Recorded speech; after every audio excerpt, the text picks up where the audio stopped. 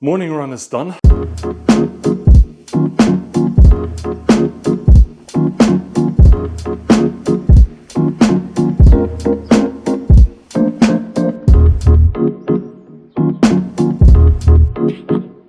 So I promised myself that I start daily running again. So I come just back from my morning run and the day is gonna be quite packed. But like Marcus Aurelius said, confine yourself to the present. Showered, refreshed, ready to lock in for the first task I have on my to-do list today. It's a task I'm definitely not looking forward to, so I time boxed it. I give myself 55 minutes, which should be enough for completing the task. Total focus, and afterwards we do a short. I finished my task.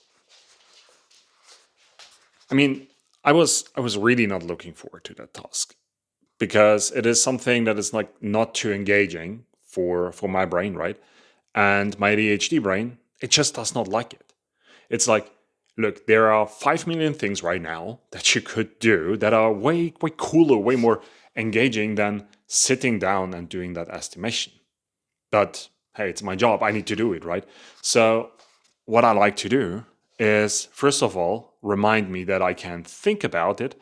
I can think about how horrible it is, how annoying it would be, and what else I could do.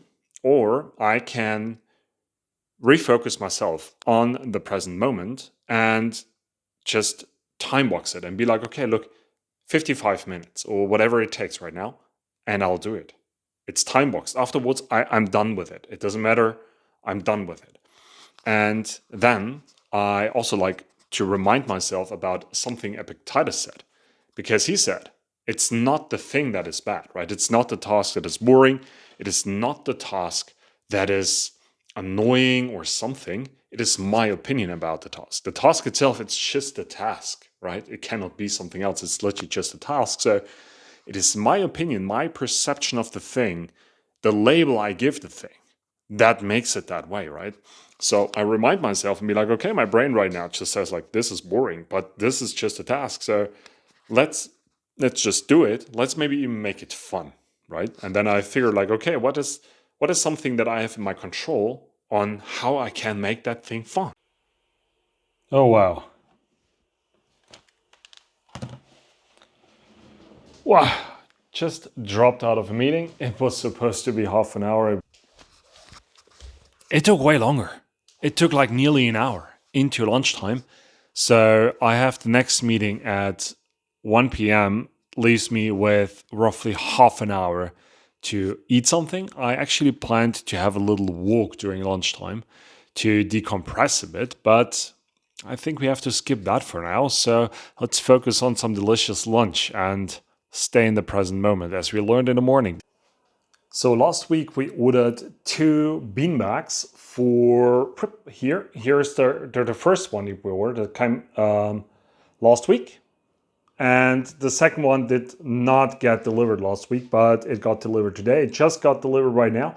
Super excited about a thing. Right now, I don't know if I'm that excited anymore. The guy just dropped it off. He left. And he just mentioned to me like, yeah, I just dropped it off. If I would have seen it, I would have told the guy just like, take it again with you. Let me show you guys what actually I just received. So this is the box, how I received it. Like, open thing, totally ripped apart. I have no idea what happened to that. Phew! So I unpacked it quickly. There was not much to unpack, but the beanbag itself, it is totally okay. So suppose somebody just ripped open the packaging or something like that. But hey, the beanbag itself is okay. So now, actually, we can redecorate a bit here. Because, like I said, we ordered 2 of them. And this one is a bit smaller because my wife said she wants a smaller beanbag than I did. But look there, it's here. It's awesome. So we have our little, our little corner here. It's so cozy sitting here. It really is so cozy. And this whole beanbag situation just now reminded me again on Epictetus from the morning. I was reflecting on two things in the morning. The first one was like, you should always stay in the present. That's something Marcus Aurelius is telling himself so often. Stay in the present, stay in the present. That's the only thing that matters right now. Because you don't own the future. You can't control the future, right? You can't change the past. So what is your business there? Your business is right here, figuring things out, doing your job, and so on and so forth. The second thing is like Epictetus saying, like, you don't suffer by a thing being good or bad. Yeah, it's not disturbing you. It's the label you put on the situation, on the thing that is then eventually disturbing you. I mean, the package itself, even being damaged, didn't disturb me. It was my labeling of it. It was my labeling of it being super bad that it was actually like disturbing me. But essentially, I was proven wrong because I was like, dang it, I have to deal with that again. Come on. But now I unpacked it. The thing, like you can see, totally fine. Not a single scratch, not a single issue. Everything is cool, everything's fine. So I literally, for myself, reflected, I just wasted energy on that. But it's okay. It's okay because I caught myself early enough to be like, okay, like let's first unpack it.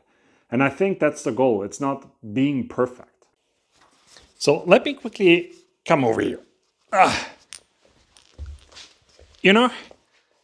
Like I said, it's not about being perfect. You cannot be perfect. You cannot like read a quote and be like, oh, okay, I should not label things. I should live in the present moment. Sure. I mean, this guy also didn't do it from the first attempt. Like, he learned about staying in the present. He learned about not labeling things. But, I mean, how many people are actually saying, like, this book is full of repetition? And it's right. Why? Because we need to train those things. It's not reading a quote and implementing it and expecting yourself to be perfect. Marcus Aurelius was not perfect.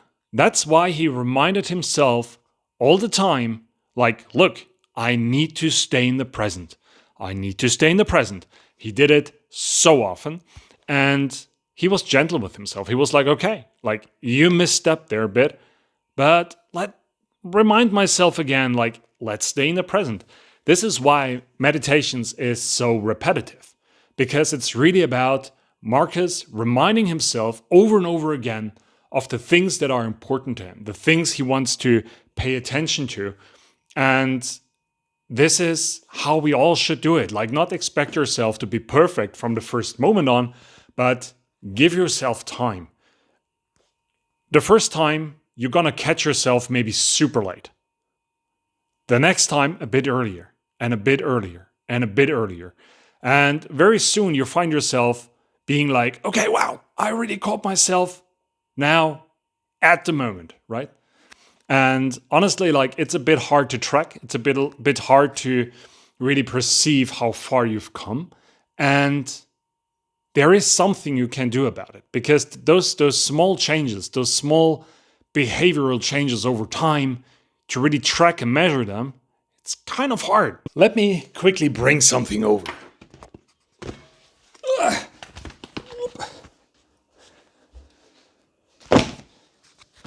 So, those are journals. A lot of them. But this is not nearly all journals I've ever filled. It's just the ones I could grab like right now. Being my current journal. But this is all not only task management or fancy spreads or whatever. There's a lot of tracking in there. Tracking of feelings, of how I perceived events. All the good stuff is there. And, oh wow. And this is how I learned that my perception, my labeling, my staying in the present actually got better. By rereading the journals, because it's not about just like filling them up. I mean, let's be honest, it's awesome to fill a journal up. It's such a good feeling. But at the end, the real value is in like rereading your journals. And also, like Seneca said, put your life on trial every evening, sit down with a journal, go through your day, and assess certain situations. Don't like make it an hour ritual, like 5 minutes. 5 minutes, go through what you noted down that day, and you will see patterns, you will detect patterns, and you will see how you perceive information. Yes, of course, also situations, and how you actually label them. And over time, you will see, oh wow, I'm getting better at this. And that's so cool to figure out.